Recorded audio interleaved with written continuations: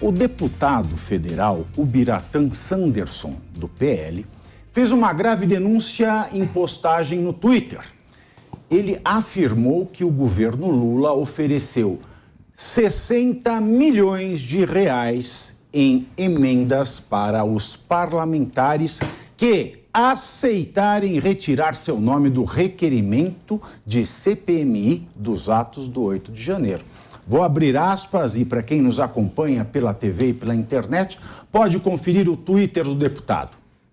Aspas, em confirmando, adoro essas expressões bem colocadas de linguagem, professor Marcelo Suano, mas vamos lá. Em confirmando, vou buscar responsabilizar os envolvidos pela prática de corrupção ativa e passiva. Fecho aspas. Ao site O Antagonista, o deputado Sanderson avisou que vai acionar a PGR para que seja feita uma investigação. E já desejo boa sorte para encontrar o Augusto Aras. Ainda de acordo com o Antagonista, além desse suposto mensalão da CPMI, o Palácio do Planalto ameaçou não pagar os 13 milhões de reais em emendas individuais aos 209 deputados federais de primeiro mandato, caso eles não retirem o apoio ao pedido de investigação protocolado na semana passada. E ainda em relação aos atos do 8 de janeiro, nós temos mais informações, mas agora nós começamos com essa denúncia do deputado federal Ubiratã Sanderson. Professor Marcelo Suano, isso não é compra de voto descarada? Isso é legal? Existe brecha para que isso seja feita? Ou vai ser tratado, caso isso tenha algum sucesso, como prostituição? Porque no Brasil prostituir-se não é crime, mas é crime prostituir os outros.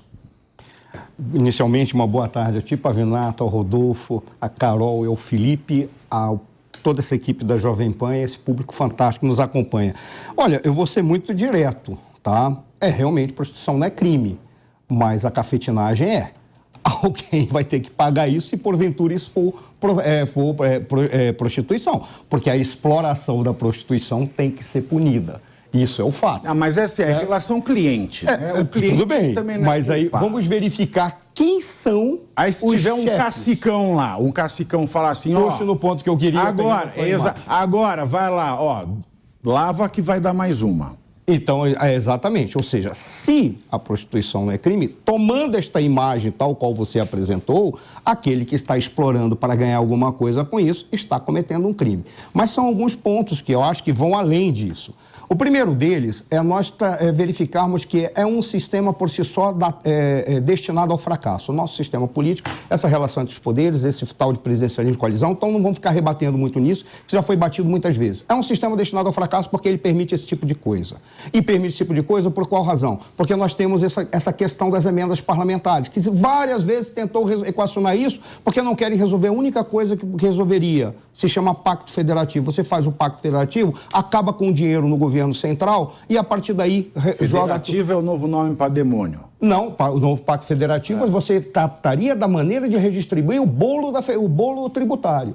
Ou seja, não dá mais para você ter a grande parte do bolo tributário com o governo federal, sob a hipótese poética de cabe ao legislativo fiscalizar no orçamento e ter uma participação, de uma forma a trazer racionalidade na distribuição, o que gera esse tipo de coisa.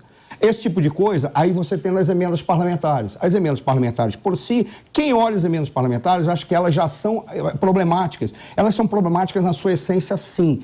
Porque ela não é apenas a questão de dar um pedaço do orçamento para que os deputados distribuam na sua base eleitoral. É a maneira como é feita essa negociação. Aí é que está o problema.